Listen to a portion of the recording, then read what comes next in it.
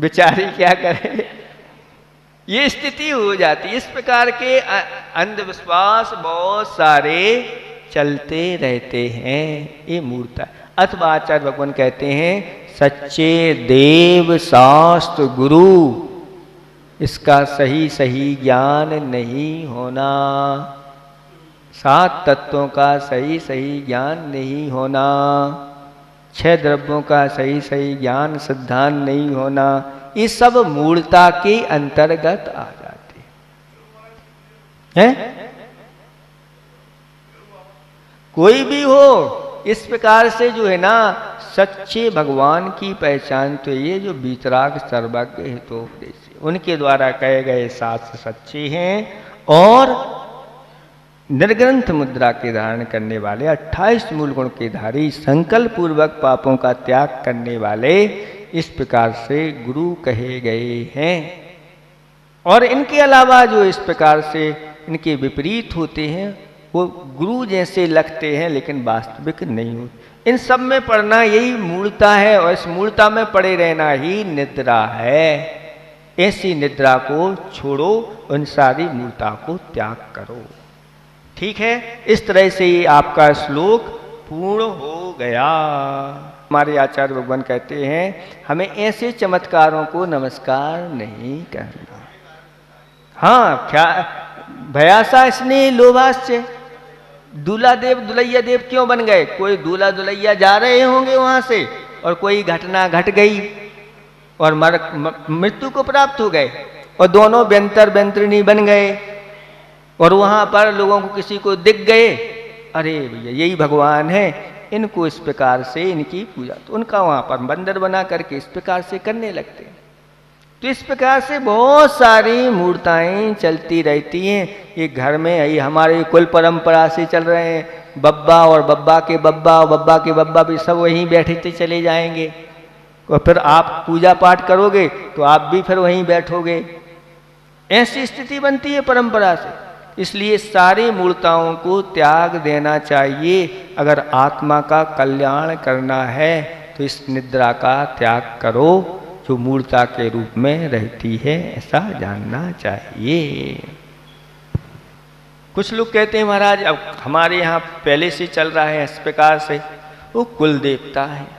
कुल देवता होते हुए भी हमारे आचार्य भगवान उसकी व्यवस्था बताई है। अगर आपको सही सही देवों का ज्ञान हो गया, सच्चे देव शास्त्र गुरु का, तो अब उन कुल देवता से कहो कि अभी तक अज्ञानवश हम आपकी पूजा पाठ करते रहे, आप सच्चे देव नहीं हैं, अब हम सच्चे देव की आराधना करेंगे, चलो तुम भी उनकी आराधना करो। इस संसार से परिवर्ण से छूटना है तो आप भी करिए। उस प्रकार से उनकी व्यवस्था कर दी जाती है, विधि विधान से उनकी व्यवस्था कर दी जाती है। चलो अब तुम वहां मंदिर में रहना अच्छी तरह से, वहीं तुम भी भगवान की पूजा पाठ करना, और कार से व्यवस्था चलती है, चलाना चाहिए। और भी बहुत सारी हैं। देखो आटे के मुर्गे की कथा तो आप लोगों ने सुनी होगी। हाँ, यशक तिलक चंपू नामक ग्रंथ में उसकी कथा आती है।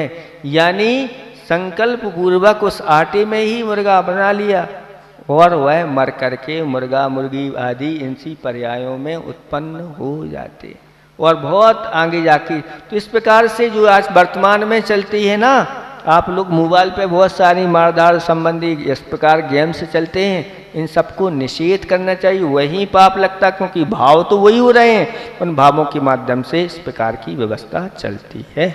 इसलिए सारी चीज़ों का तलाक करना चाहिए। चलें, ये इस तरह से इसमें 4 प्रश्न हो गए। अब इसको ज्ञानोदय छंद के माध्यम से आप हिंदी में इसको सुनेंगे। इसका भाव इसमें रखा गया है। निरपवाद जीवन जीना ही जीवन सच्चा जीना है, चतुर हुआ अभ्यास नहीं तो मूर्ख बन कर जीना है। जो विवेक से युक्त रहा है वही जग में जगता है, बाकी सब तो सोते रहते जिनमें बसी मूढ़ता है। जिनमें मूर्ता बसी रहती है, वो तो जागते हुए भी सो रहे हैं, ऐसा जानना चाहिए। ठीक है, इस संबंधी किसी को कुछ पूछना तो नहीं? पूछना है तो पूछ लो, नहीं तो आगे वाला श्लोक प्रारंभ करते हैं। क्या?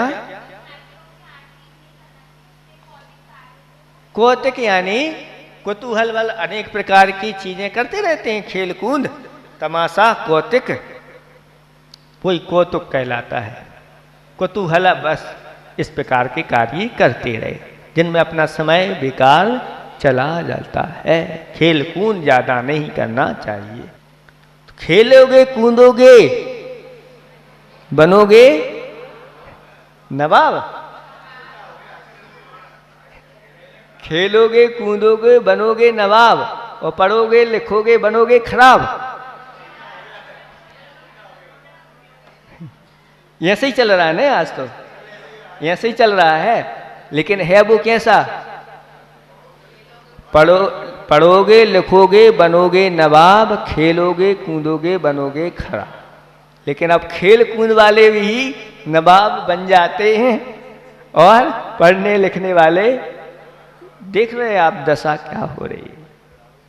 हाँ, अगला देख, नलिनी दलगत जल लो, नलिनी दलगत जल लो, तरलम क्यों यौवनम धनमथायुः, तरलम किम यौवनम धनमथायुः, के सस धर कर निकरा, के सस धर कर निकरा,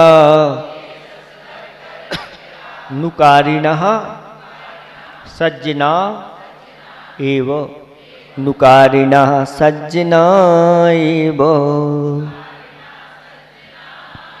नलिनी दलगत जल लो,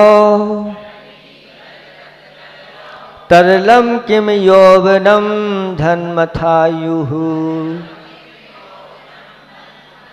के सस धर कर निकरा, नुकारिणः सज्जना एव। नलिनी दलगत जल लो, नलिनी दलगत जल लो, तरलो क्यों यौवनम धन मथायुः, तरलम किम यौवनम धन मथायुः, के सस धर कर निकरा, नुकारिणः सज्जना एव। ठीक है, अब देखें अगला प्रश्न, नलिनी दल गत जल लो, नलिनी दल, नलिनी यानी होता है कमलिनी, कमलिनी के दल यानी पत्ते पर, गत माने पड़ी हुई, जल लो, जल लो यानी छोटी बूंदों के समान, तरलम का अर्थ होता है क्षण भंगुर। कमल के या कमलनी के, ललिनी शब्द आया है, तो कमलनी के पत्ते पर पड़ी हुई छोटी बूंद के समान क्षण भंगुर क्या है? कमल हो अथवा कमलनी हो, उसका जो पत्ता होता है, उसके पत्ते पर एक बूंद देख रहे हैं आप, देखो कैसे मोती सी चमक रही है, और देखते ही देखते वह लुढ़क गई। देखते ही देखते थोड़ी सी हवा आई और वह निकल गई। ऐसी उस बूंद के समान क्षण भंगुर किम क्या है? तो उत्तर दिया जा रहा है, बहुत अच्छा है, यौवनम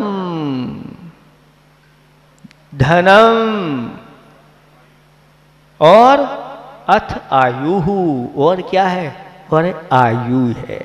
ये तीन चीजें कमलनी या कमल के पत्ते पर पड़ी हुई बूंद के समान है, ऐसा जान।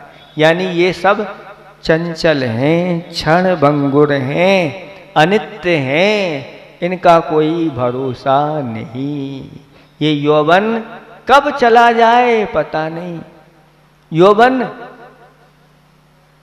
आया और कुछ लोग यौवन में ही चले जाते हैं, अथवा यह यौवन बुढ़ापे की ओर ढला होता है जल्दी। उस दिन बात रखी थी ना आप लोगों के सामने, तो आप कहते हैं कि महाराज ये तो बुढ़ापा तो अब जवानी के पहले ही आ जाता है।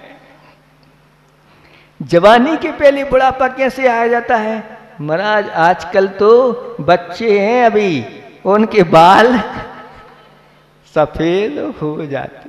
पहले बुढ़ापे में सफेद होते थे, जवानी के बाद बुढ़ापा आता था। अब पंचम काल में जवानी के पहले ही बुढ़ापा देखा जाता है, बाल सफेद हो जाते। इसलिए संसारी प्राणी भयभीत रहता है। भोगे रोग भयम, भोगों में रोगों का भय लगा रहता है। और वित्ते निर्पलाद भयम, धन में राजा आदि चोरों आदि का भय बना रहता है। मोने दैन्य भयम, मौन में दीनता का भय होता है। गुणे गुणवान के लिए खलों का भय बना रहता है। और काये इस शरीर में कृतांत मृत्यु का भय बना रहता है। रूपे जरायाम भयम, और रूप में बुढ़ापे का भय बना रहता है। अच्छा रूपवान है और बाल सफेद हो जाए तो ए बुढ़ापा काय बब्बा, कोई कह ना दे, इसके पहले ही चुपचाप चलो और बाल काले करा करके आ जाओ, कोई बब्बा ना कह दे। इस प्रकार से तो भय है, भय को भयभीत रहते हैं, इसलिए उस भय को छुपाने के लिए इस प्रकार से ऊपर से चीजें होती रहती हैं। ऊपर ऊपर तो कर लोगे, फिर नीचे से ऊपर ऊपर काले हैं और नीचे नीचे मतलब छुप नहीं सकता। वो बाहर ये कह रहे हैं ब्लैक एंड व्हाइट। तो अब लोग से विचार करते हैं ब्लैक एंड व्हाइट नहीं हो तो रंगीन करा लो। तो अब रंगीन भी सिस्टम चालू हो गया है, ना काले रहेंगे ना सफेद, लाल करा लो, पीले करा लो, आदि आदि अनेक प्रकार की आजकल वर्तमान में डिजाइनें चलने लगी हैं। ऐसी स्थिति बन रही। लेकिन यौवन को कब तक आप सुरक्षित रख पाओगे? यौवन ये चंचल है तो धन भी चंचल है। छाया और माया दो कैसी हैं? छाया के पीछे आप भागोगे तो छाया आगे आगे भागे, और छाया से आप मुख मोड़ लो तो आपके पीछे पीछे छाया आएगी। ऐसे ही माया के पीछे भागोगे तो माया आपसे भागेगी। लेकिन आप माया से मुख मोड़ लो और आप धर्म की ओर कर लो तो वो तो आने के लिए तैयार रहती है। वह कहती है ये धन, ये पुण्यवान है और इसके पास ही मुझे रहना है। इसलिए ऐसे धर्म कार्य करके पुण्य का संचय करते चले जाना चाहिए। लक्ष्मी स्थिर नहीं रहती, कभी कहीं चाहे करोड़ों का संचय कर लीजिए, उसका भी एक दिन विनाश अवश्य होता है। इसलिए बुद्धिमान व्यक्ति धन का संग्रह नहीं करते, धर्म का संग्रह करते चले जाते हैं। क्योंकि इस पृथ्वी पर बड़े बड़े चक्रवर्ती हुए हैं, वो सारी सब यही छोड़ करके गए। इस प्रकार से हो गया। एक और करके फिर पूरा करते हैं। और क्या चंचल है? आयु यानी जो हमारे लिए मिली हुई है, जिससे हमारा जीवन चल रहा है। आयु क्षीण मरणम, ये आयु का अगर क्षय हो गया तो ये मरण कहलाता है। और कब किसकी आयु पूर्ण हो जाए कोई पता नहीं चलता। कोई खाते खाते चले जाते हैं, कोई पीते पीते चले जाते हैं, और कोई रीते रीते चले जाते हैं। कोई होते हैं जो धर्म करते हुए, भगवान का नाम लेते हुए, नमोकार मंत्र करते हुए चले जाते। वो रीते नहीं जाते, वो भर करके जाते हैं। ऐसा भर करके जाते हैं कि जहाँ जाते हैं उनके लिए भर भर करके सब कुछ मिलता चला जाता है। इसलिए आयु खरेण मरणम, काल सिर पे सवार है, इस प्रकार से सोच करके चलना चाहिए। आयु वायु के समान है, कब हो जाए। भोग बादल के समान है, इष्ट जनों का संयोग नष्ट होने वाला है। और ये विभूतियां भी बिजली के, प्रत्येक श्वास आती जाती श्वास में भगवान का नाम रहे तो समझ लेना कि हमारा प्रत्येक क्षण बहुत अच्छा निकल रहा है। किसी ने कहा है कि आकाश से पूछना मत कल सूरज था आज बादल क्यों है। वृक्ष से पूछना मत कल बसंत था आज पतझड़ क्यों है। शरीर से पूछना मत कल जवानी थी आज बुढ़ापा क्यों है। और मकान पुलिस से पूछना मत कल रक्षा कर रहे थे आज हाथ में हथकड़ी क्यों है।